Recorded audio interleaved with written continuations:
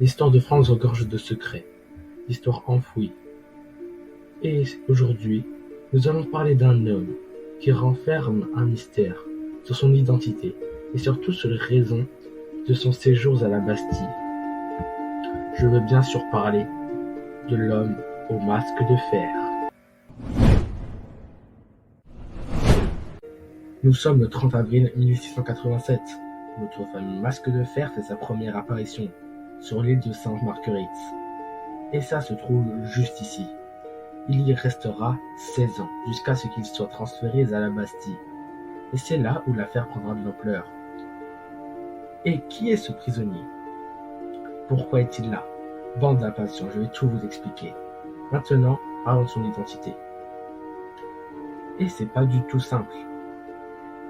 Car oui, il y a plusieurs personnes qui prétendent au titre de masque de fer. Certaines personnes, plusieurs personnes, vont dire que c'est le frère jumeau du roi, Louis XIV. D'autres vont dire que c'est Voltaire lui-même. Encore d'autres vont dire que c'est le fils de Louis XIV.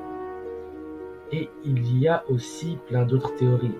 La théorie la plus crédible auprès des historiens est celle de Nicolas Fouquet, qui était le surintendant des finances royales, et qui se fera arrêter pour avoir été plus riche que le roi.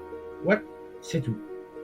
Mais vu que le bonhomme est mort en 1680 et que notre masque ferré est mort en 1703, c'est plusieurs années qui séparent les deux morts. Donc c'est quasi nul. La probabilité est quasi nulle que ce soit Nicolas Fouquet. Bon, d'accord. Mais pourquoi portait-il un masque de fer dans ce cas-là? Eh bien pour cacher son identité. Car il devait être très important. Donc c'est pour ça qu'il portait un masque de fer. Et est-ce que le masque était de fer?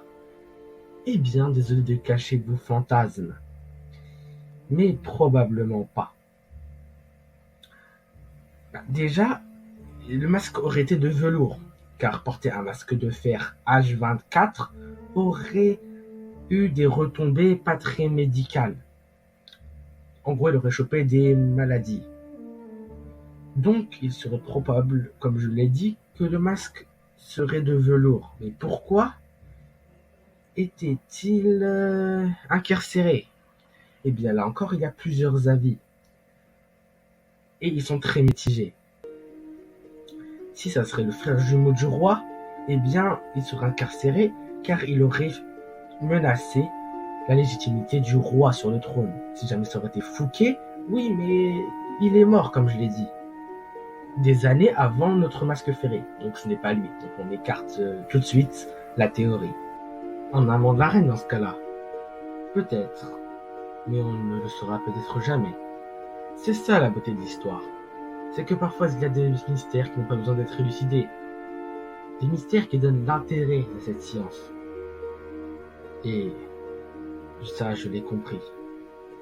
C'est pour ça que le but de ma chaîne est de vous apprendre des choses que peut-être vous n'apprendrez pas à l'école.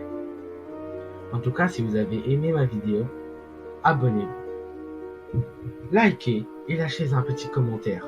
Peut-être qu'il y a des choses que j'ai oubliées. Peut-être que vous allez m'annoncer qu'on a enfin trouvé l'identité du masque ferré. En tout cas, moi, je vous dis à une prochaine vidéo.